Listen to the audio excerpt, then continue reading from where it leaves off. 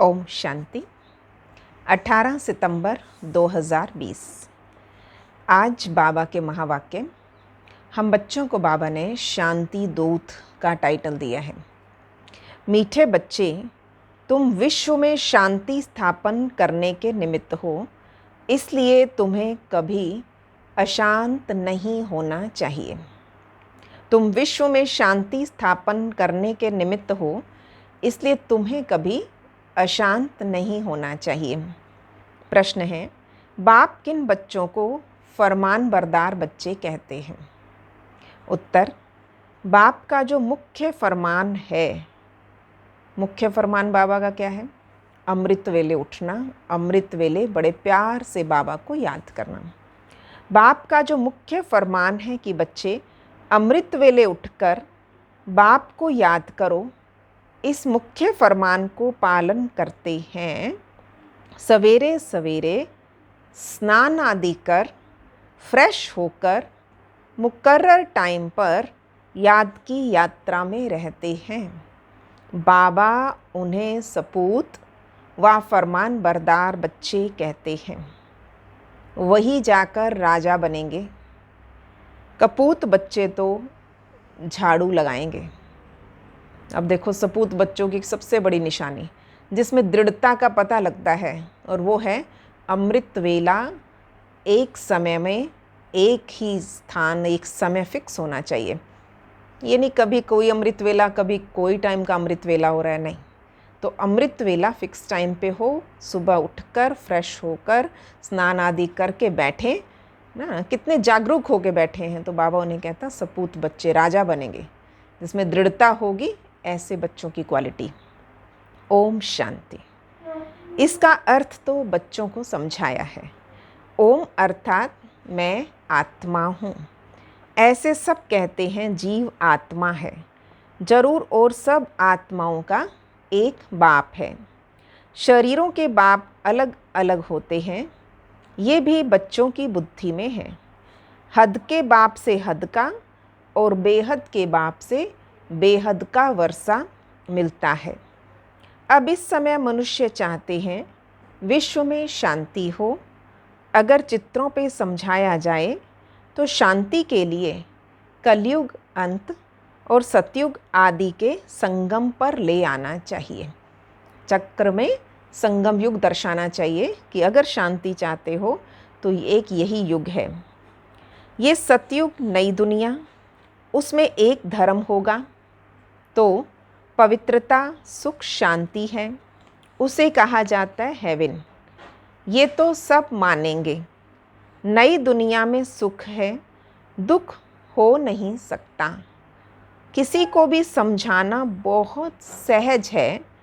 शांति और अशांति की बात यहाँ विश्व पर ही तो होगी, परमधाम में थोड़ी होगी। इसी दुनिया में, साकारी दुनिया में है। वो तो है निर्वाण धाम, जहाँ शांति अशांति का प्रश्न ही नहीं है। बच्चे जब भाषण करते हैं तो पहले पहले विश्व में शांति की बात ही उठानी चाहिए। मनुष्य शांति के लिए बहुत प्रयास करते हैं, उनको प्राइज़ भी मिलती रहती। वास्तव में इसमें दौड़ा दौड़ी करने की तो बात ही नहीं। बाप कहते हैं सिर्फ अपने स्वधर्म में टिको तो विकर्म विनाश हो जाएंगे। स्वधर्म में टिकेंगे तो शांति हो जाएगी। तुम हो ही एवर शांत बाप के बच्चे। ये वर्षा उनसे मिलता है, उनको कोई मोक्ष नहीं कहेंगे। मोक्ष तो भगवान को भी नहीं मिल सकता।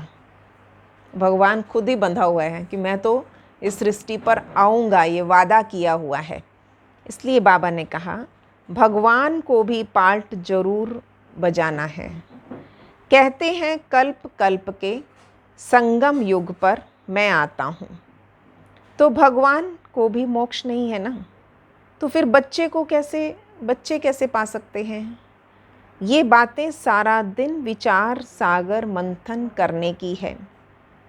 बाप तो तुम बच्चों को ही समझाते हैं।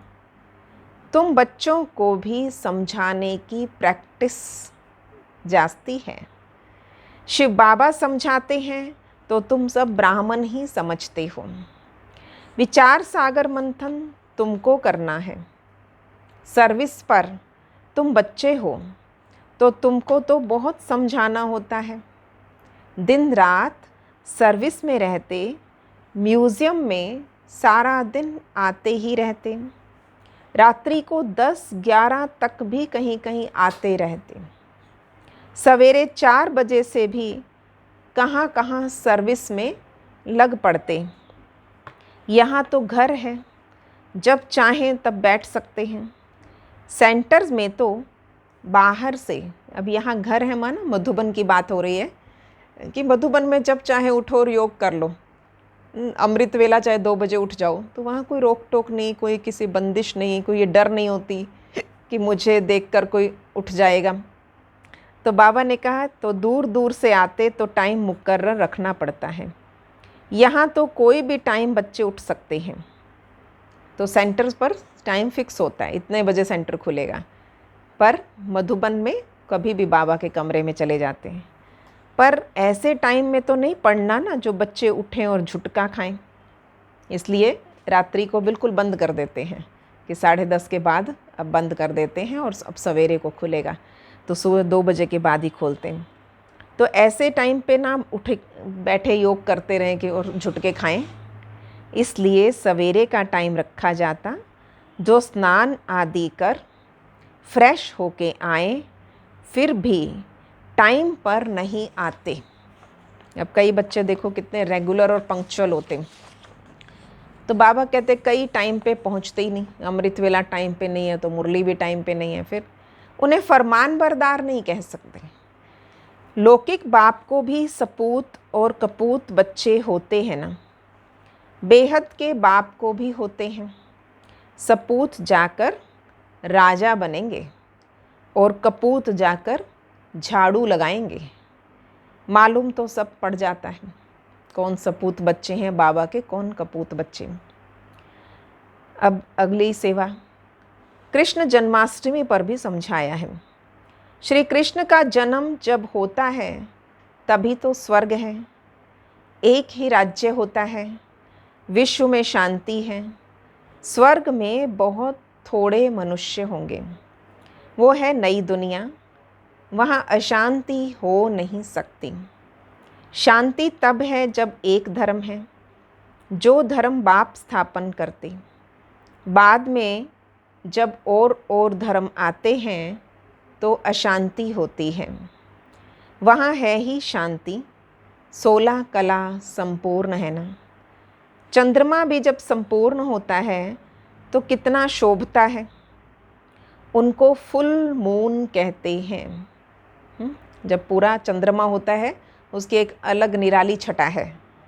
त्रेता में 3/4 कहेंगे खंडित हो जाता।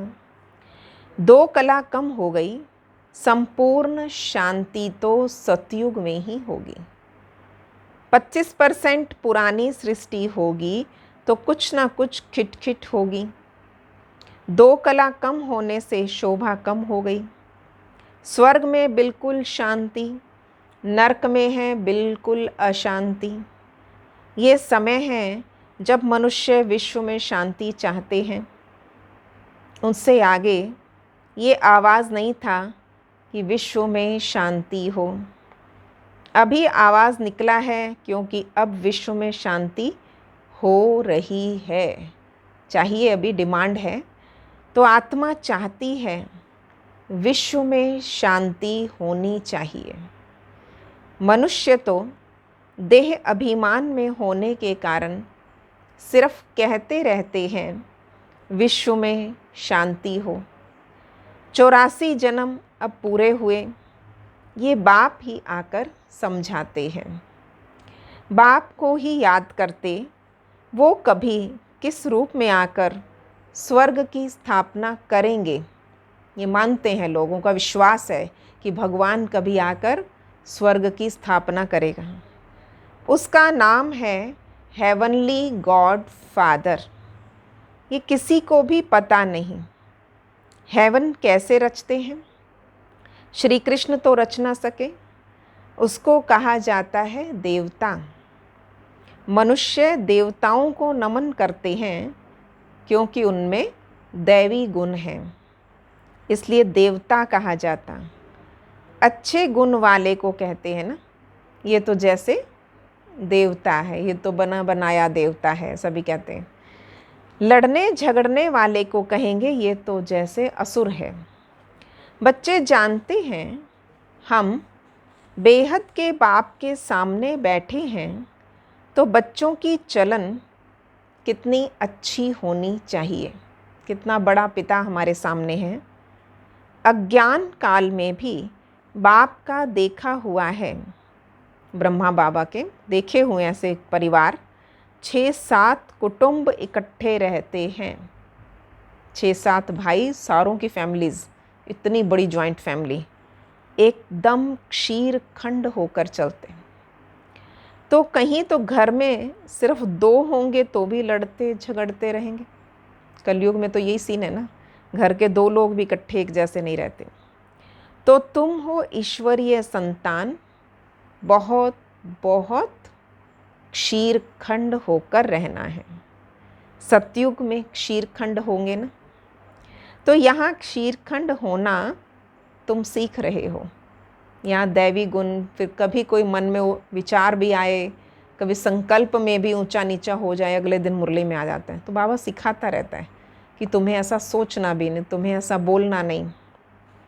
तो क्षीरखंड होना तुम सीखते हो, तो बहुत प्यार से रहना चाहिए।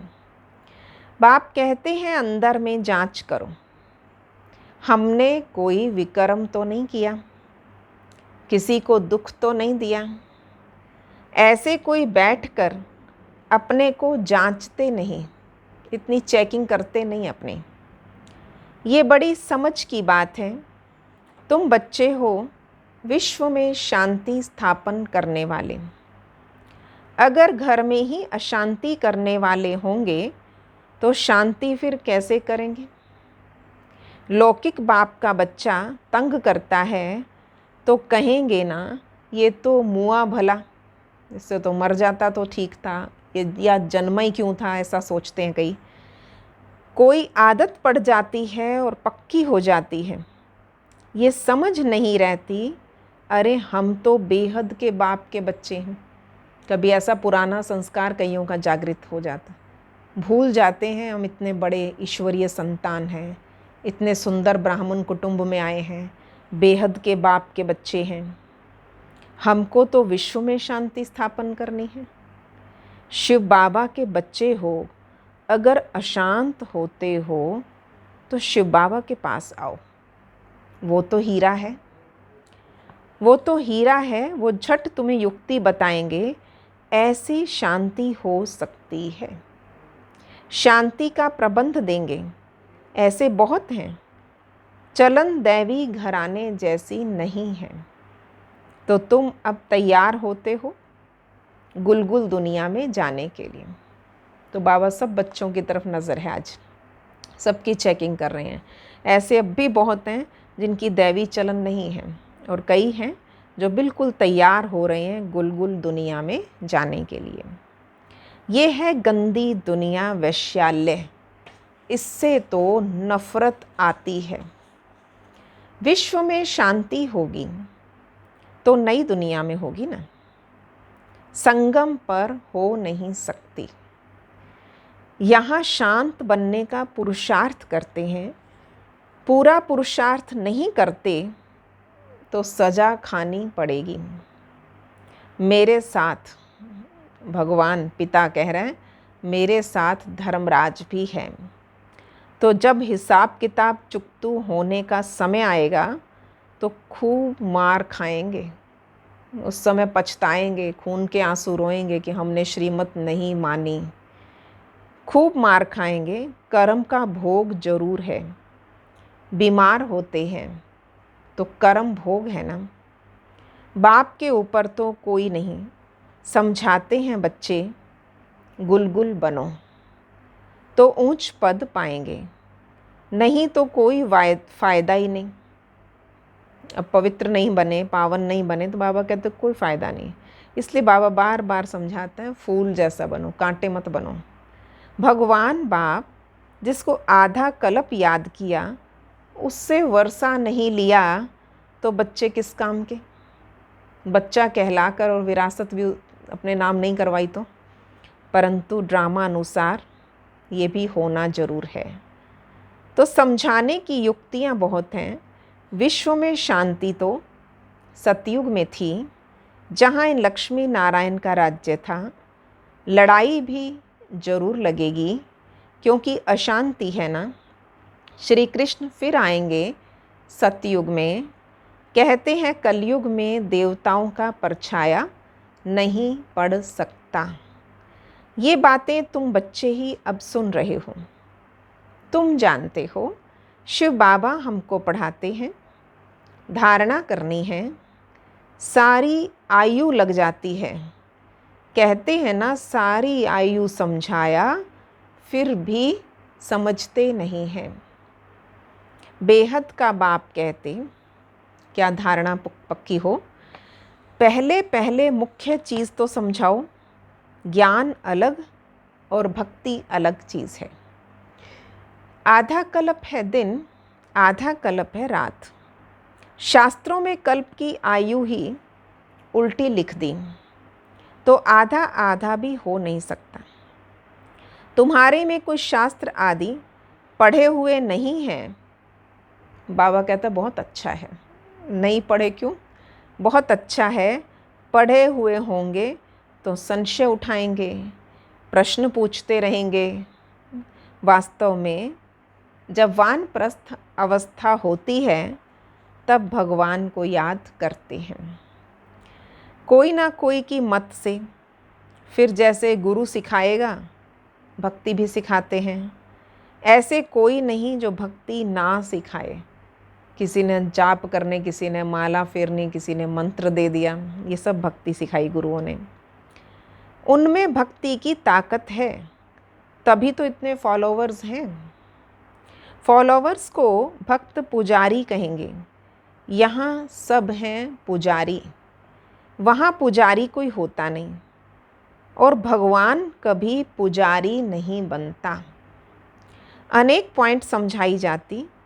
धीरे धीरे तुम बच्चों में भी समझाने की ताकत आती जाएगी। अभी तुम बतलाते हो श्री कृष्ण आ रहा है। जब इस पर सेवा करते ना, श्री कृष्ण आ रहा है, सतयुग में ज़रूर श्री कृष्ण होगा, नहीं तो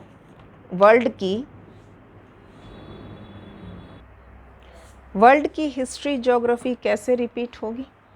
सिर्फ एक श्री कृष्ण तो नहीं होगा। यथा राजा रानी तथा प्रजा होगी ना। इसमें भी समझ की बात है। तुम बच्चे समझते हो, हम तो बाप के बच्चे हैं, तो बाप वर्षा देने आए हैं। स्वर्ग में तो सभी नहीं आएंगे, ना त्रेता में सब आ सकते। झाड़ आहिस्ते आहिस्ते वृद्धि को पाता रहता। मनुष्य सृष्टि रूपी झाड़ है, वहाँ है आत्माओं का झाड़। वहाँ कहाँ? परमधाम में। वहाँ आत्माओं का झाड़, ये मनुष्य सृष्टि झाड़। यहाँ ब्रह्मा द्वारा स्थापना और शंकर द्वारा विनाश, फिर पालना। अक्षर ऐसे कायदे से बोलना चाहिए, पहले स्थापना, फिर विनाश, फिर पालना। बच्चों की बुद्धि में ये नशा है, ये सृष्टि का चक्र कैसे चलता है, रचना कैसे होती है। अब नई छोटी रचना है ना, ये जैसे बाजोली है।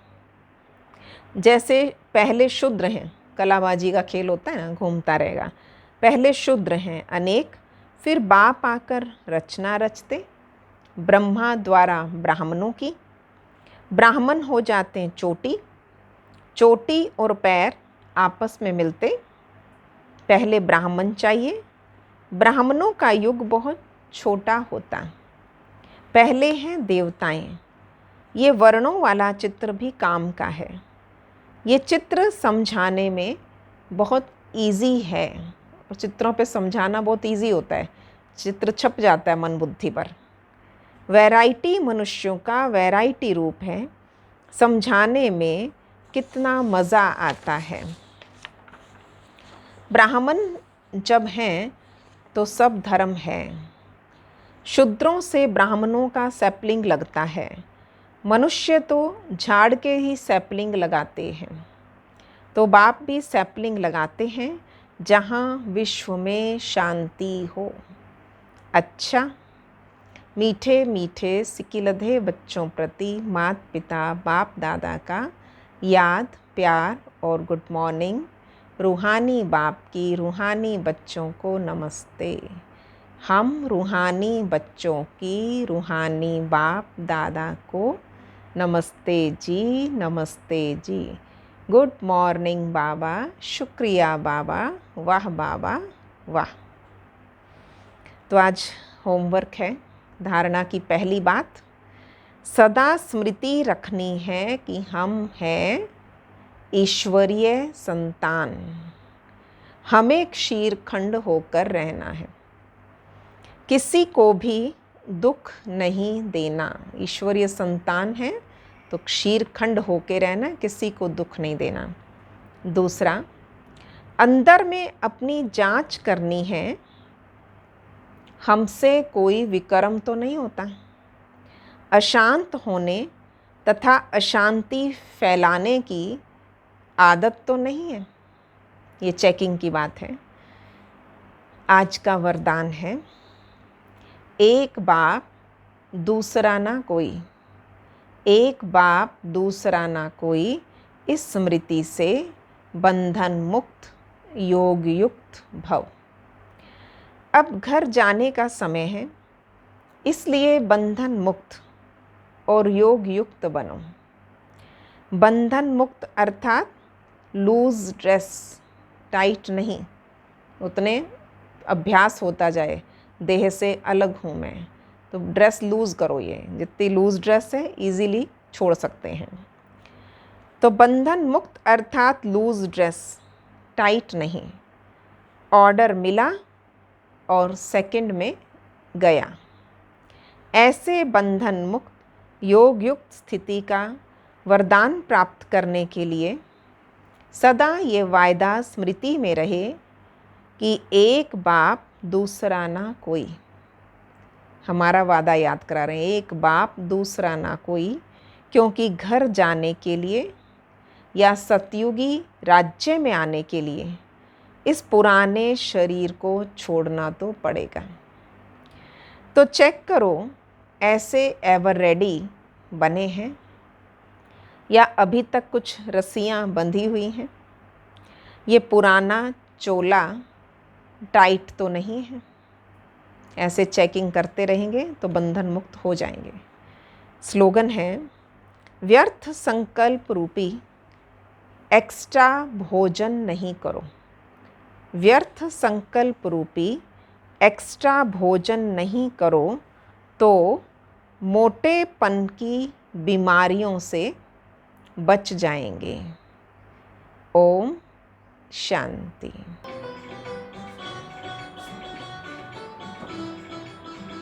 हर पल यादें शिव बाबा की, मन में नए फूल खिलाती है। हर पल यादें शिव बाबा की, मन में नए फूल खिलाती है। खुशबू से भर जाता जीवन, हर गली गली मुस्काती है। हर पल यादें शिव बाबा की, मन में नए फूल खिलाती है।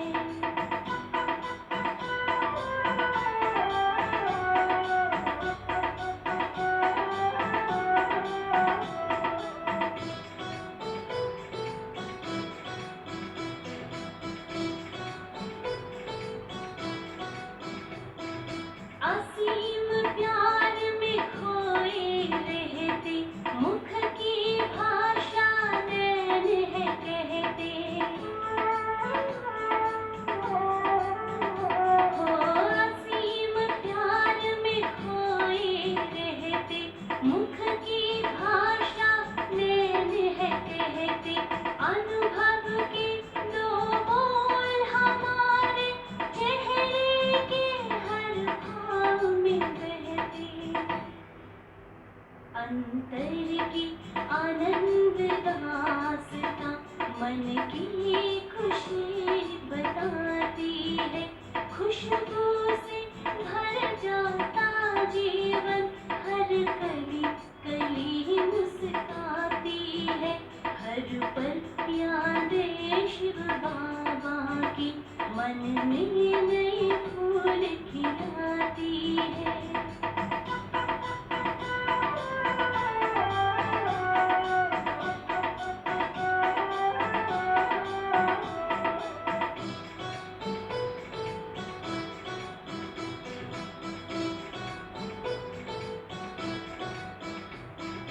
सुख बरसाए मन हर्षाए, हर जरा सुगंध फैलाए। ओ सुख बरसाए मन हर्षाए, हर जरा सुगंध फैलाए। कमियों की तो बात नहीं, जब पास मेरे बाबा आए। पत्नी प्रकाश भरी यादें वो स्वर्ग का द्वार दिखाती है। खुशबू से भर जाता जीवन, हर कली कली मुस्काती है। हर पल यादें शिव बाबा की मन में नए फूल खिलाती है, मन में नए फूल